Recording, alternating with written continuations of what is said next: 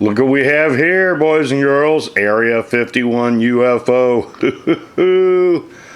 This is the same UFO that allegedly Bob Lazar saw, and is the same UFO essentially that was on Mulder's poster in X-Files, I Want to Believe. So, let me go ahead and open it up, and we'll have a look at what's inside. Alrighty, this is not my first rodeo with this particular kit. This is a very, very basic kit. My 13-year-old sister could do this. Alright, so what we have here is the interior plate, engineering parts, the top of the saucer, everything's still in bags, the upper and lower part of the saucer, and that is the kit. That's it. That's the kit. That's simple. We've got these black decals and this template to lay over, say, vinyl or masking tape or what have you, to put on these sections that you see here on the upper primary hull or upper saucer section. Anyway, let me go ahead and open up the plastic baggie with the upper hull in and have a look. And there it is. There it is, the upper saucer section.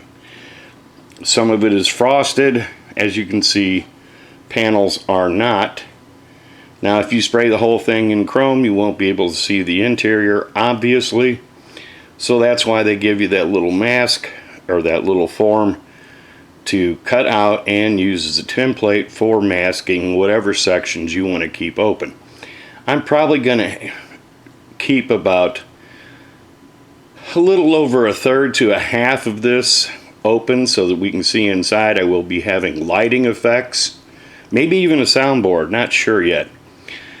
But yeah, this is going to be all beautiful shiny chrome, except for where it's open or semi-transparent, transparent, what have you, where you can see in, see the little aliens. I may add some extra greeblies and doomaflachis and thingamabobs on the interior just to give it a little more spice, because frankly, it's a plain Jane model kit all the way around in every way. But it's going to look really cool when built and lit and mounted. So there it is, the Lindbergh Area 51 UFO. I've done more than one of these, a lot more than one of these. We will see more of this in the future. Much more to come, as always.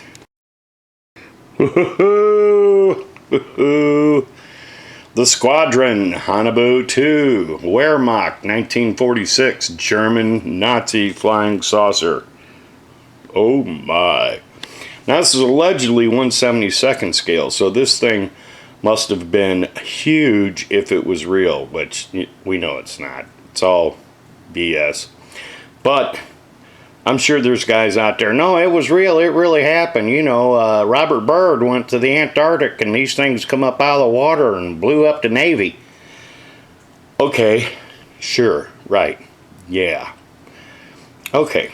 Anyway, this is the Squadron Hanabu 1/72nd scale. And let's go ahead and open the box up and have a look. But first, this did come. Now, I did a kit review on this a while back, and I said it was strange. It was in a plastic bag, and it had a sleeve, and maybe somebody got into it. Nope, that's how they ship them. In a box, in a plastic bag, and then there's a sleeve over this box, and then there's this box, which is a lot of box and a lot of shipping and a lot of weight for a 1/72nd scale UFO.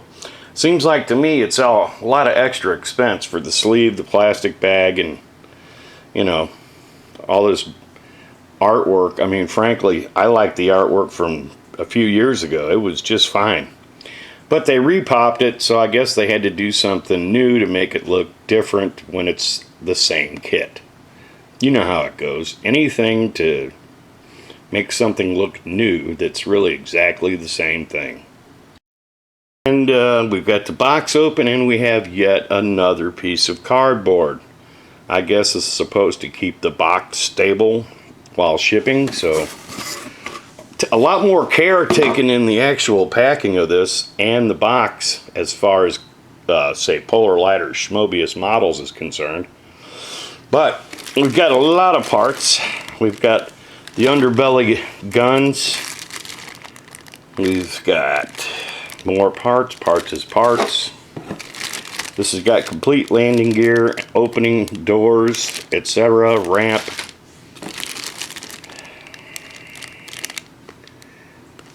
I've done one of these. I had it about 3/4 done before stuff hit the fan. I'm going to be totally lighting the interior and making special parts and super detailing the heck out of this. So anyway, this comes in sections because it's so massive. Lots of sprue, lots and lots of sprue. And here's the main control center housing. There are clear parts. The lower end of the hull, same. And there are tires for the landing gear. Obviously, here are the directions. Yet another painting for the directions. Here are some decals, some Nazi Wehrmacht decals with the Hanabu markings. Well, they really take care to put together good directions. Polar Lights and Schmobius models could learn from this. Anyway, there's different paint schemes. Basically, with all the parts, it's a pretty simple kit. It's just repetitive. Do this, do it again, do it some more, do it still. There's the landing gear.